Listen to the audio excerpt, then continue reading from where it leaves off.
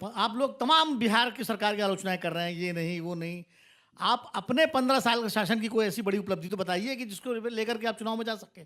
आपके पूरे उस कार्यकाल को जंगल राज की संज्ञा दी जाती है। चरवाहा विद्यालय था सर, नहीं वो जिसकी यूएन ने तारीफ करी थी।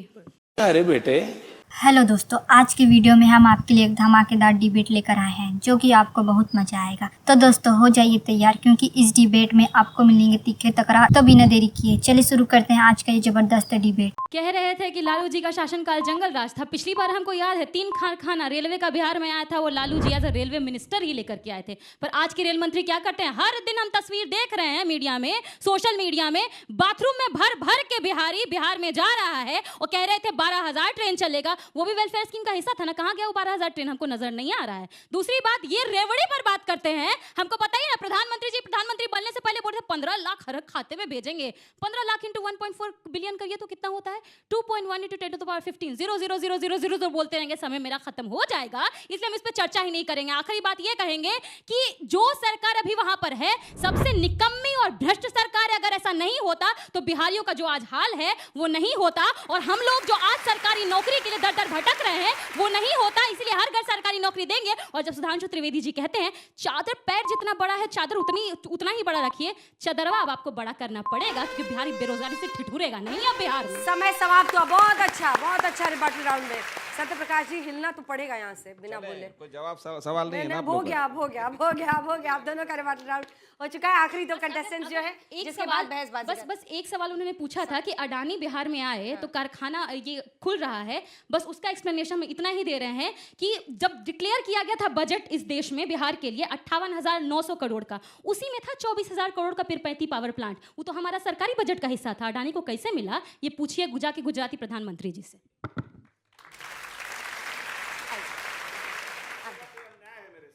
नहीं, मुझे भी लग रहा है कि अन्याय है, लेकिन अब तो हो गया।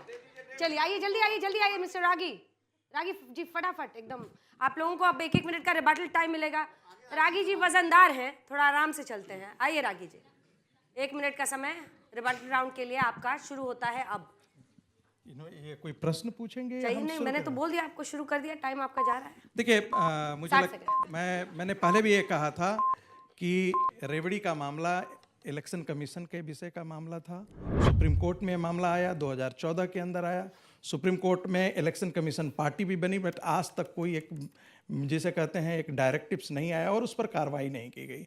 दूसरी बात, एक बड़ा यहाँ पर प्रश्न उठाया गया था कि रेवड़ी और इसमें पॉलिसीज़ में अंतर, अब किसी ने अंतर नहीं किया। बिल्कुल, यदि आप पैसे डायरेक्ट देते हैं तब तो वो रेवड़ी के मामले में आता है, लेकिन वो किसी सोशल पॉलिसी के अंतर्गत को उसका हिस्सा है, एम्पावरमेंट का हिस्सा है, तब मुझे उसको आप नहीं कह सकते हैं कि वो रेवड़ी है। थोड़ा यहाँ पर भारतीय जनता पार्टी ने चालाकी की है और अच्छा किया है कि उसने कहा है कि हम एम्पावरमेंट के लिए ये काम कर रहे हैं, न कि हम ऐसे जैसे अरविंद केजरीवाल बोलते थे और राहुल गांधी बोलते थे। एक उनने वो प्रश्न उठाया था, जब आप दिल्ली में जब आप बसों की सुविधा दे रहे थे तब आप क्या कर रहे थे? अरविंद केजरीवाल क्या कर रहे थे? सभी महिलाओं को हम दे रहे हैं क्लासिफिकेशन। समय समाप्त हुआ, ताली बजा दी। नेताजी का भाषण जब खत्म करना हो तो सबसे अच्छा हथियार आपके हाथ में है। और अब शौनक जी आपका समय 60 सेकंड का रिबटल के लिए शुरू होता है। देखिए, मैं रागी जी से डिसएग्री करता हूं। शायद पैसे डायरेक्टली देना भी रेवड़ी में काउंट नहीं होगा। रेवड़ी और वेलफेयर स्कीम में सबसे बड़ा डिफरेंस जो होता है कि रेवड़ी में कोई लॉन्ग टर्म पर्सपेक्टिव नहीं होता है, लॉन्ग टर्म विजन नहीं होता है किसी प्रॉब्लम को सॉल्व करने के लिए। वेलफेयर स्कीम का सबसे बड़ा एग्जांपल है मिड डे मील बिहार में, जहां पे मैल नरिशमेंट को, कुपोषण को टैकल करने के लिए बिहार सरकार ने मिड डे मील को शुरू किया। और वहीं अगर आप उसको कंपेयर करेंगे फ्री इलेक्ट्रिसिटी को, जहां पर यह देखा ही नहीं गया कि कौन से उपभोक्ता हैं जिनको सच में इसकी जरूरत है, ब्लैंकेट सबको गिव अवे कर दिया गया। तो ऐसे जो मूलभूत डिफरेंसेस होते हैं जिससे इमीडिएट ग्रेटिफिकेशन हो सकता है, पोल में आपको फायदा मिल सकता है, पॉपुलिस्ट मेजर्स होते हैं, वो रेवड़ी कहलाते हैं। और जहां लॉन्ग टर्म विजन होता है उसको वेलफेयर स्कीम कहा जाता है। जहां एक स्ट्रक्चरल प्लानिंग के तहत चीजें की जाती हैं उसको वेलफेयर स्कीम कहा जाता है। आता हूं आपके प्रश्न पे। आपने बोला था कि बिहार में सबसे पहले शराब खोलेंगे। बिल्कुल खुलना जरूरी है मेरे दोस्त, क्योंकि बिहार में शराब माफिया पनपने लग गया है। 20,000 करोड़ का जो रेवेन्यू बिहार सरकार को मिलता, जिससे शायद कितनी सारी जन कल्याण की कार्य हो सकते थे,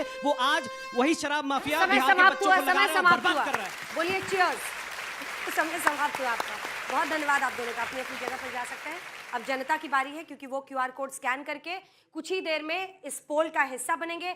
और अगर आप भी घर पर अब ये डिबेट देख रहे हैं तो QR कोड आप लगातार देख ही रहे होंगे। उससे पहले क्या कोई ऐसा है जिसका मन बदला है वो गमछे का रंग, आइए वाह, गमछे का रंग जो बदलना चाहता, आप भी बदलिए बदलिए बदलिए। कौन सा? नीला वाला जितना है उधर जाइए और मतलब अपनी जगह पर ही आ जाइए, गमछा लेकर जाइए। काफी लोग बदल गए भाई, मेहनत रंग लाई आप लोगों ने। अभी पूछते हैं कितने ने नीला लिया, कितनों ने वोटिंग से पता लगेगा। वोटिंग से पता लगेगा। ये सफेद वालों का मन जान नहीं सकते आप, यही सबसे ज्यादा चटका देते हैं ये वाले जो है ना, ये यही सबसे बड़े हैं। अच्छा, कितने लोगों ने नीला गमछा मतलब लिया है बदल के?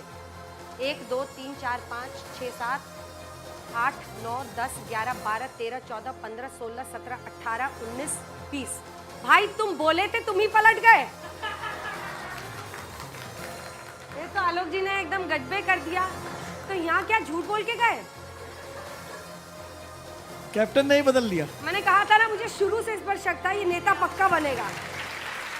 भाषण दिया और पलट गया। अब कितने लोग हैं? किसी ने इधर से बोला नीतीश कुमार पर गया है। कितने लोगों ने लाल गमछा लिया? 3। सिद्धार्थ जी, रेवड़ियों को लेकर जनता की सोच जो है थोड़ा मुश्किल है आप लोगों के लिए। चलिए अब पोलिंग कराते हैं। फटाफट QR कोड स्कैन कीजिए।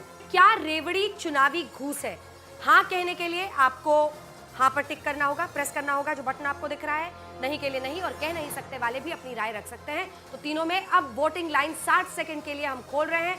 आप वोट कर सकते हैं अभी, और हमारे तमाम दर्शक जो घर पर मौजूद है वो भी QR कोड स्कैन करके अपनी राय इस पर स्कैन करने के बाद अपना वोट डाल सकते हैं।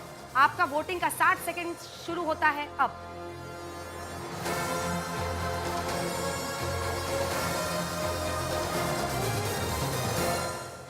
हाँ वाले बहुत ज्यादा हैं भाई, 70% के आसपास हैं, और नई वाले बहुत पीछे चल रहे हैं। मुकाबला नहीं, आपसे ज्यादा तो कह नहीं सकते वाले हैं। हाँ वाले 69%, 14% नहीं, 13।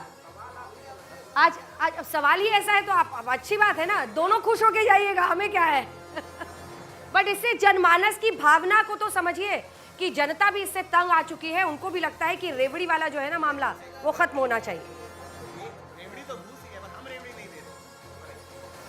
चलिए अब आपका सिर्फ 15 सेकंड बचने वाला है। दोनों खुश होके जाइएगा, दोनों खुश होके जाइएगा।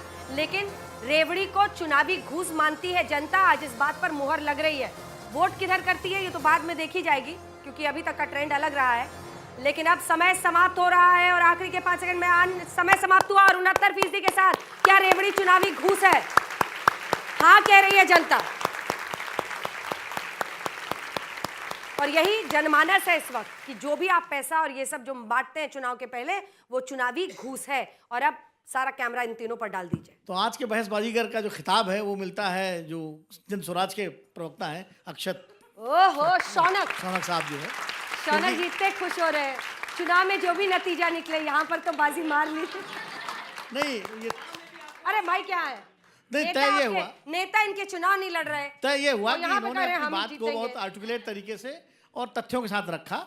और चूंकि टीवी बहस में शायद बहुत पहली बार या दूसरी बार दिखाई पड़े हैं, हाँ। लेकिन उन्होंने जिस कॉन्फिडेंस से बात रखी, आप लोगों को सुशील लोग पसंद हैं क्या? तो वो बात देखिए, बाकी तो सब मजे में खिलाड़ी हैं। हाँ। अब संगीत रागी जी, आलोक शर्मा, सिद्धार्थ जी, मिश्रा जी और ये प्रियंका, ये सब तो मतलब कई टेस्ट मैच खेले हुए हैं। यहाँ पर सबका कमजोर पिच पे ही खड़े हैं ना सारे सारे के लेकिन सारे। ये अक्षत शौनक जो है, इन्होंने जिस तरह से अपनी बात रखी, उसको हम तीनों जजेस ने इस पे ये तय किया कि ये खिताब इनको ही मिलना चाहिए। आपके नेता चुनाव काहे नहीं लड़े? मैडम चुनाव लड़ रहे हैं 243 सीट्स पे लड़कों को लगाकर, ये सब जो ज्ञान कहीं बिहार और के रखिएगा। सबसे विद्वान लोगों को ले जाकर लड़ रहे अरे हैं। जो नेता खुद चुनाव से भाग जाए, क्या मतलब है? देखिए आप इतनी मजहबी पत्रकार हैं, आपको ये पता है कि अगर एक ही व्यक्ति को चुनाव भी लड़वाना है, रिसोर्सेज भी कलेक्ट करने हैं और सारी व्यवस्था को भी चलवाना है, तो वो आदमी अगर 2-4 दिन निकाल के अपने चुनाव में मस्त हो जाएगा, तो बाकी जनता जिन्हें उनके तो इस भरोसे नियम पर से तो बाकी सारे नेताओं को चुनाव नहीं लड़ना चाहिए। बिल्कुल वो नहीं व्यवस्था देखते नहीं, हैं क्या? हमारे नेता किसी सिटिंग सीएम के बेटे नहीं है कि उनके पास रिसोर्सेज की भी हमें रिसोर्स भी मोबिलाइज खुद करना पड़ता है। हमें ये भी देखना पड़ता है कि कौन हमारे प्रत्याशियों को आकर चुरा के ले जा रहा है। देश का अगर इतने सम्मानित नेता आकर हमारे 3-3 प्रत्याशियों को बैठा दे रहे हैं, तो सोचिए कितना प्रेशर होगा प्रशांत किशोर पर। और उसके बाद भी चुनाव में जाकर लोगों के बीच मजबूती से मुद्दों की बात कर रहे हैं। एक बात तो तय क्या है, आप कीजिएगा जैसे बताइए? लोग उनके लिए दिल्ली से लेकर पटना तक डटे